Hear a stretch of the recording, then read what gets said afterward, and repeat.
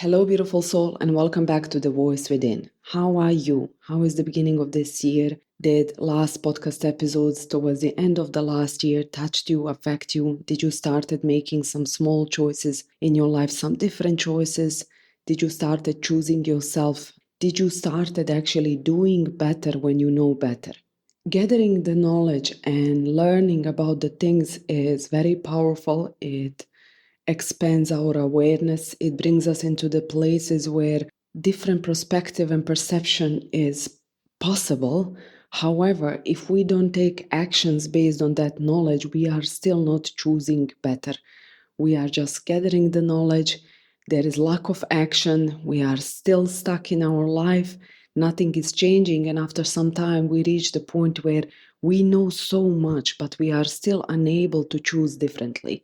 This week, we're going to talk about why, when we know better, we don't choose better. Why actually you can have a lot of awareness, a lot of knowledge, and still not being able to make actions and the choices which are creating different reality for you. Last year, 2025, I have discovered the root story of my life, the story that was shaping 99% of my life. That story is, or that sentence it is, when I know better, I do better. From this position right now, it sounds very even naive how I was going through my life believing so deeply that that sentence is true for everybody. I thought that if the people know how to do better, they will choose better. It will be automatically. So I have spent lifetime, decades of over explaining, convincing people, adjusting myself, people pleasing, doing every single possible thing to show to a people when you know better, you can choose better. I couldn't comprehend or understand that people don't function that way. I thought that everybody is functioning the way I function. For me, from the time I know for myself, if I know better, I will choose better immediately. My integrity, my honesty, my trust will not allow me to choose something against myself. I have to choose what my soul will be able to sleep with. Even if in the moment it's uncomfortable, even if I feel shamed, even if I have to apologize, admit my mistakes, I will always choose better when I know better. However, like I said, last year I have actually discovered that the people are able to choose differently even when they know better. And that question was sitting in me all past year, and I was thinking a lot about why is it like that? Why people say that they want to do better, and when we present them with the choices of doing better, they still reject that better. They don't see it like something which is valuable to change behavior, to change habits. While actually people get defensive, they start minimizing, and they start again choosing the same behavior regardless of the outcome. And then I realized that people don't fail in doing better because they don't know better, but because their current behavior, the behavior that they are choosing all of their life maybe, is giving them some kind of reward. We humans, we do everything for a reason. Every behavior we repeat is giving us something. We wouldn't do it if it is harming us. As long as it's giving us something, we keep repeating it. And I know it sounds very crazy to say it this way. How can I choose something which is obviously harming me? But now here is it Arva in the podcast saying that it's still giving us something.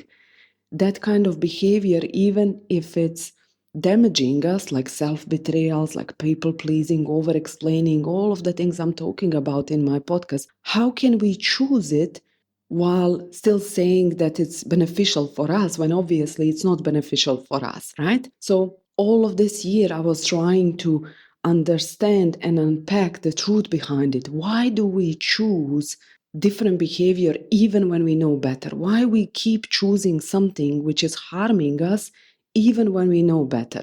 And the answer is very simple, to be honest. The answer is because even harmful behavior is still predictable. It's something we are used to it. It's something which we know. So Even if I'm doing something which is not sitting right with me, I will still choose it because this is the way it is. This is what I have been doing all of my life. But changing something requires uncertainty, requires to stretch our capacity to discomfort. And this is where we are not comfortable. We don't know what's going to happen if we choose different behavior. So we keep choosing behavior that is harming us just to stay in comfort zone, in familiar zone. When we know better and we don't choose, it's because current state, the state of behavior we are in, is still giving us something: belonging, safety, protection, some form of love. It's still rewarding us in some way. Every behavior that we have has some kind of payoff. If you take a look, let's say, avoiding conflict. We avoid conflict to feel protected from discomfort. We are staying silent to protect ourselves from rejection. We are overgiving to don't feel alone. We are people pleasing to don't be disliked. You can take any example in your life. Take a look at your life, observe it, analyze it, and ask yourself, why am I doing this? What actually is happening? If you take example, let's say, of motherhood, you can see clearly that your child is doing something which is creating problems, or behavior is not correct, or it can have long-term consequences for your child. You can see it. However, you choose maybe to don't set boundaries. Why? Because in that moment you need to choose something which is unpredictable. You have no idea how your child will react. Will it throw tantrum? Will it cry? Will you have tools and skills to handle your child after you set a boundary? So what do we do in the moment? We let it slip. We say to ourselves, it's not important, doesn't matter. Otherwise, if we set boundaries, if we choose unpredictable behavior, what will happen is that we will feel uncertainty, we will feel rejected, we will feel like a bad mom, and to avoid that feeling, we let behavior go on. I heard so many times moms saying, I cannot set boundaries, I don't know how to do it, my child cries. What we are actually trying to do is basically let me set boundaries with my child, for example, but to don't feel discomfort of it. Let me find a way to convince my child to do something willingly so I don't have to look like a bad mom. Let me somehow bring my child to the awareness to choose different so I don't have to change. Can you notice the dance? The dance where we are trying to make the changes in our life, not by changing ourselves, by basically controlling other people's reactions and behavior so we don't feel bad about taking the stand around the things which are bothering us in our life. And as long as we are doing that, what actually we are choosing? We are choosing predictable, familiar, something which we have been choosing all of our, let's say, motherhood or life. I can handle this because I know how to handle this. I have been handling it all of my life. But different choice, different action requires for me to do something which I never did and to face the outcome which I never faced. So I would rather stay where I am than change something. This is why so many women are gathering the knowledge so much, expanding their awareness, studying and learning. However, there is no action, because it's a different thing to study and learn, listen this podcast or many others, read the books, but it's completely different thing to take that knowledge and actually apply it in your life.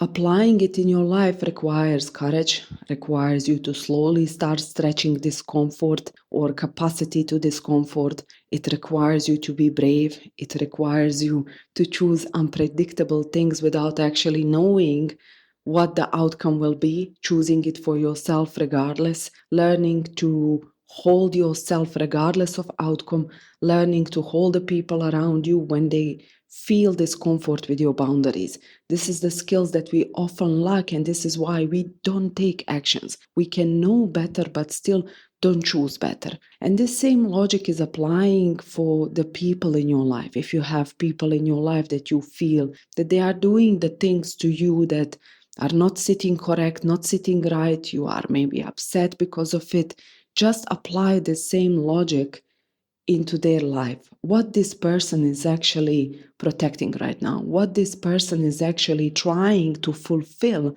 through me. This is that famous sentence that we heard all the time online when they say, when you set boundaries, the people who get upset about your boundaries are actually the people who benefited from lack of your boundaries. So the people will, again, the same way you do, choose familiar behavior, even if that behavior is maybe harming you or harming them. And this understanding brings so much humility between the people, because when we know why the people are choosing certain things, we can pivot, we can navigate their behavior to see how their choices are actually affecting them or affecting other people. Of course, as long as the people are ready and willing to learn and choose. I always say and I always emphasize that the only people that we can change is ourselves. Only person that we can influence is our own actions, our own understanding, and how we move in our life. All the people around us have to be willing to change, have to be willing to choose. When I know better, I do better. Last week I was talking about adulthood, right? And I was saying about the fact that adults choose long-term alignment over the temporary comfort. And once I finished the podcast episode, I was thinking so much about it. And I love when these things are happening, when I say something, my brain just produces it suddenly, and then later on when I listen my own podcast episode, I realize something new. So during that podcast episode last week, I realized this is so true.